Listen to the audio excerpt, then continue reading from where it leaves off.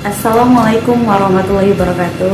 Perkenalkan, kami dari kelompok pembelajaran mulok yang terdiri dari saya sendiri Herniati dan teman saya Feni Damayanti. Kami akan mempresentasikan tentang tugas yang telah diberikan oleh Bapak. Kami akan menjelaskan dan kami akan memaparkan. Pembelajaran mulok seni budaya pada kelas 6 tema 2, tarian daerah Gending Sriwijaya. Pada buku tematik kelas 6 tema 2 yang berjudul tentang persatuan dalam perbedaan. Materi tersebut membahas tentang tarian daerah. Seperti kita ketahui, dalam pembelajaran mulok ada 5, yaitu pertama seni budaya, kedua prakarya, ketiga pendidikan jasmani, olahraga dan kesehatan, ketiga bahasa daerah, yang terakhir kelima yaitu teknologi. Kami mengambil bagian seni budaya karena menyangkut dalam pembelajaran mulok di kelas 6, dan juga kami mengambil tarian Gending Sriwijaya itu karena tarian Gending Sriwijaya itu adalah khas dari Sumatera Selatan, yaitu kota Palembang. Tari Gending Sriwijaya diciptakan pada masa penjajahan Jepang pada saat datang ke kota Palembang.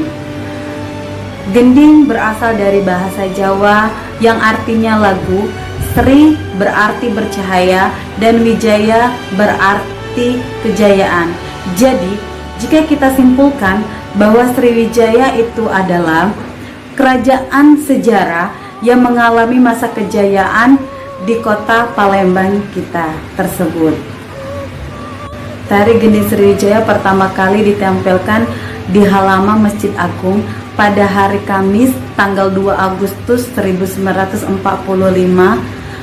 pada saat upacara penyambutan bangsa Jepang Muhammad Syafi'i yang menampilkan para penari yang masih gadis dan memiliki paras yang cantik. Pada tahun 1970, tarian Gending Sriwijaya diterima kembali dan diakui sebagai tarian adat Sumatera Selatan yang berfungsi sebagai tari penyambut tamu penting dan tamu yang diagungkan. Tarian Gending Sriwijaya menampilkan 9 orang penari dan ditambah dengan dua orang memegang tombak, 1 orang pemegang payung, dan 1 orang penyanyi. Dan kami mewawancarai 2 narasumber tersebut, yaitu pertama dari Kak Rusli selaku pengembang tari Gending Sriwijaya di kota Palembang.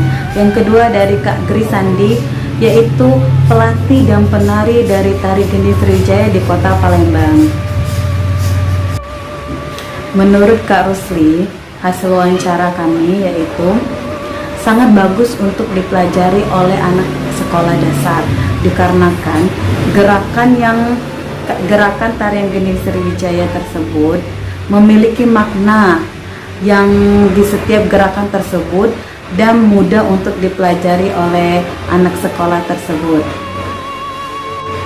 Baiklah, yang kedua, menurut Kak Grisandi ada beberapa cara untuk mempelajari dan mengembangkan tari Gending Sriwijaya, yaitu pertama, membuka ekstrakurikuler di sekolah. Yang kedua, membuka sanggar.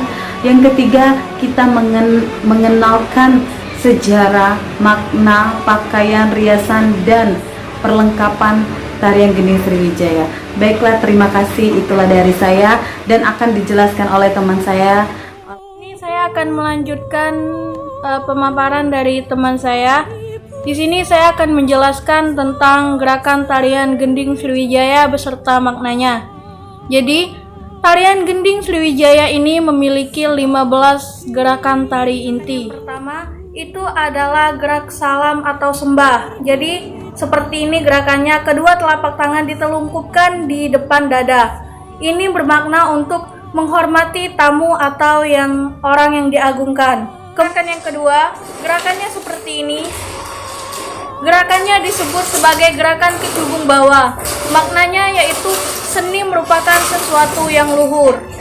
Ya, adalah gerakan tolak bala. Jadi gerak tolak bala ini, tangan kanan berada di atas tangan kiri dan sejajar dengan dada. ini bermakna kebaikan dan keagungan. Dan yang keempat, ada gerakan yang disebut dengan gerak ulur benang. Jadi, gerak ulur benang ini kedua tangan disilangkan sembari duduk. Gerakan ini bermakna bahwa rakyat Sumsel itu sangat menghargai seorang guru. Setelah melakukan gerakan ulur benang dan sudah duduk bersimpuh seperti ini, selanjutnya melakukan gerak sembah duduk. Gerakan sembah duduk ini sama seperti gerakan sembah berdiri, yaitu kedua telapak tangan dipertemukan di depan dada seperti ini. Ini bermakna untuk menghargai sesamanya. Keenam yaitu adalah gerakan stupa. Jadi gerakan stupa ini tuh seperti ini, memutar dan mata itu melihat ke ujung jari. Ini bermakna bahwa kita itu menerima ilmu dari seorang guru. Kemudian setelah melakukan gerakan stupa, kita melakukan gerakan tabur bunga. Gerakan tabur bunga seperti ini, memutar dan mata masih melihat ke ujung jari. Ini bermakna bahwa ilmu yang telah kita terima tadi harus dibagikan kepada orang lain. Kemudian itu ada gerakan Borobudur. Jadi gerakan Borobudur ini tangan kanan lurus dan tangan kiri berada di atas kepala. Ini bermakna bahwa pemuka agama itu berkewajiban menyebarkan ajarannya ke segala arah. Kemudian yaitu adalah gerakan Tafakur Borobudur. Jadi gerakan Tafakur Borobudur ini seperti ini. Satu tangan itu berdiri horizontal dan satu tangan lagi berada di dada. Ini setelah melakukan ke kanan, lakukan ke sebelah kiri. Gerakan ini bermakna bahwa Borobudur itu merupakan hasil karya rakyat yang tetap berdiri kokoh. Kemudian gerakan yang ke-10 adalah gerakan tafakur. Gerakan tafakur ini sama seperti gerakan tafakur Borobudur, tapi dia bergerak ke kanan dan ke kiri dan mata itu melihat ke ujung jari. Makna dari gerakan ini yaitu keagungan Sriwijaya yang merupakan kebanggaan masyarakat Sumatera Selatan. Kemudian gerakan yang 11 ada gerakan Siguntang. Gerakan Siguntang ini satu tangan itu berada di ujung telinga dan satu tangan lagi itu lurus secara vertikal. Gerakan ini bermakna bahwa betapa agungnya Sriwijaya dengan mengukir sejarah bagi nusa dan bangsa. Kelas itu ada gerakan elang terbang. Jadi gerakan elang terbang ini sama seperti gerakan ulur benang, hanya berbeda kalau ulur benang itu untuk duduk, sedangkan kalau elang terbang ini untuk berdiri. Gerakannya sama, yaitu kedua tangan disilangkan kemudian berdiri. Gerakan elang terbang ini bermakna menggambarkan keindahan Sumatera Selatan. Gerakan yang ke-13 ada gerakan penghubung. Jadi setelah berdiri tadi ada gerakan penghubung. Gerakannya seperti ini.